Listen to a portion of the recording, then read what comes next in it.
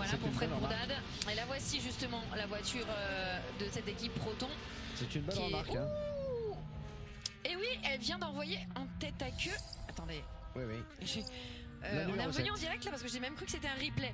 À l'instant, au moment même où on quittait Fred Bourdade, qui est le pilote de cette Porsche de l'équipe Proton. Oui, c'est exactement cette voiture qui a fait ça tout à l'heure. Et là, il se rabat un petit peu trop vite, hein, quand même, notre ami sur la 7, José Maria Lopez, parce qu'il était sur sa trajectoire avec la Porsche. Et c'est le leader qui est parti au tapis. Et c'est Julien Andlouer, le pilote français, qui était au volant de la Porsche.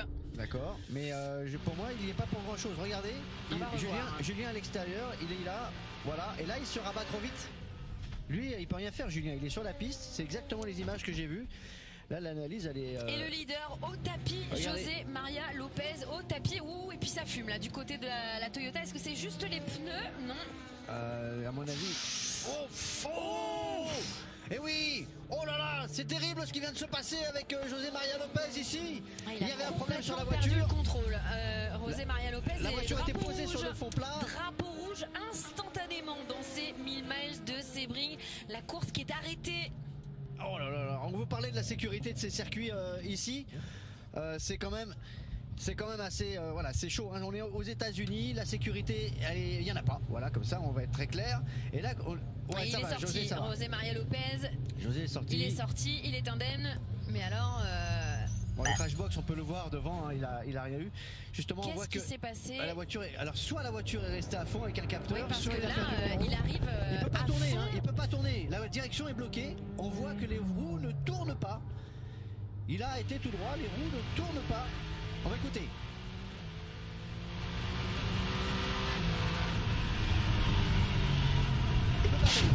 Il passait encore des rapports, hein. Donc il n'était pas bloqué accéléré, la direction semble-t-il, était bloquée. Il a voulu tourner et il n'arrivait plus à tourner. Impossible de tourner, la direction était bloquée.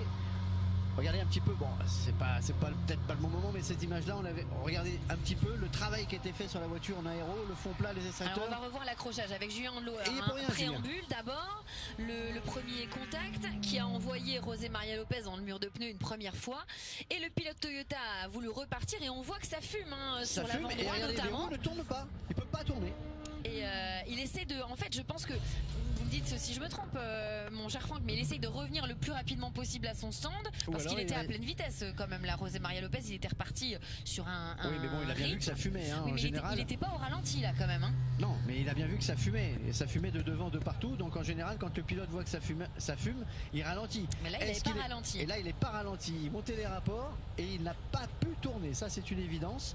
Bon, il a rien. Mais alors, qu'est-ce qui explique que justement il n'est pas ralenti? Parce qu'il s'est dit vite, faut que je rentre vite au stand pour perdre le moins de temps possible. On rappelle qu'il était leader du classement général à ce moment-là, José Maria Lopez, pourchassé par sa voiture sœur. On va essayer d'écouter ce qu'il dit Alexander Wurz. Il y en a pour une demi-heure, ça c'est sûr. Oui, au minimum. Alors il faut savoir que les équipes américaines sur les circuits américains ont très souvent l'occasion de voir réparer ces murs de pneus.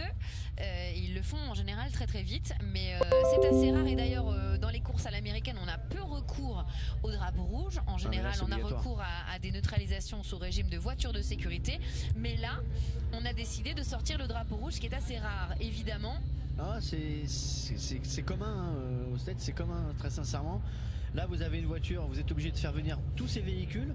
Il y a le médical, il y a la sécurité, il y a bien sûr les gens qui vont remettre tous les pneus, parce que ce sont des pneus qui sont attachés entre eux, donc ça amortit, mais voilà les dégâts.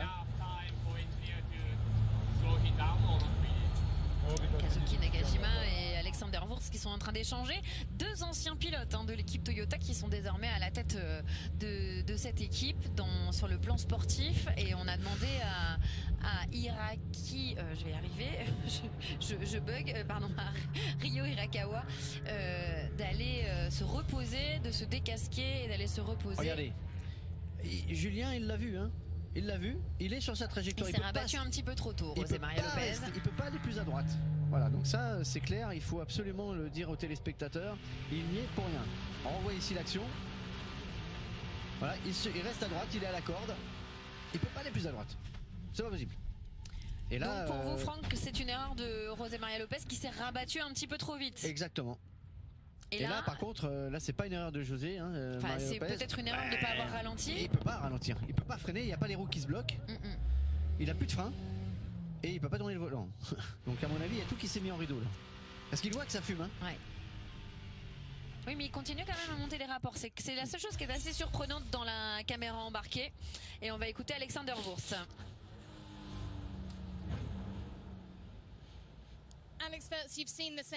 Vous avez vu les mêmes images que nous, Alex Wurz. Dites-nous quelle est votre analyse. Ouais, on a vu José Maria sortir de la voiture. Il nous a tout de suite dit qu'il était OK, donc ça c'est la bonne nouvelle. Après, il a passé un concurrent à l'extérieur. Il a touché un petit peu. Il y a eu peut-être une mauvaise compréhension entre les deux pilotes. Et il est parti en tête à queue et il a tapé à l'avant sur les pneus. Il a dit à la radio, c'est bon, la voiture ça va, je peux continuer. Il a dit ça entre le virage 15 et le virage 16. Et après le nez de la voiture est descendu. Voilà, à cause de l'impact qui avait eu lieu avant. Et là, la voiture est allée droit dans les pneus.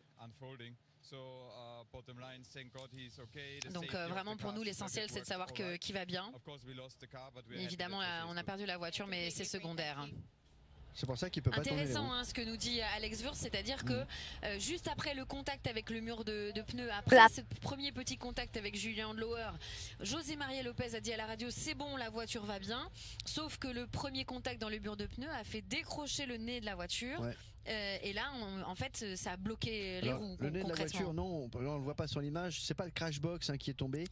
C'est toute la partie avant qui s'est affaissée. Exactement. Et donc c'est pour ça qu'il ne pouvait plus freiner. Parce que ça touchait sur les roues, en fait. Et c'est pour ça qu'il ne pouvait plus tourner les voitures, puisque quand la voiture est posée sur le fond plat, eh bien, ce ne sont plus les roues qui font contact. Ouais.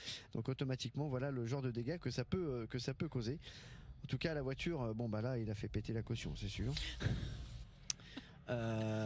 On revoit cette image et on voit d'ailleurs là il peut encore tourner et à haute vitesse on voit que la voiture se pose devant, mais on voit d'ailleurs toute cette appendice aéro, toute l'avant de la voiture qui touche le sol. Là il peut encore tourner et là mais je pense qu'il y a eu un problème autre que ça pour moi c'est un problème électronique.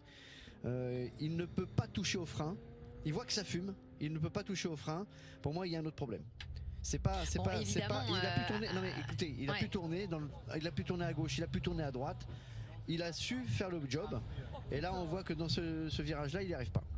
Il y a un autre problème électronique, je pense, qui a fait qu'il est resté à fond. Que Alex Wurz ne peut pas connaître pour le moment, puisqu'évidemment, il n'avait pas accès aux data de la voiture. Oui, mais chez Toyota, c'est souvent le problème sur le volant.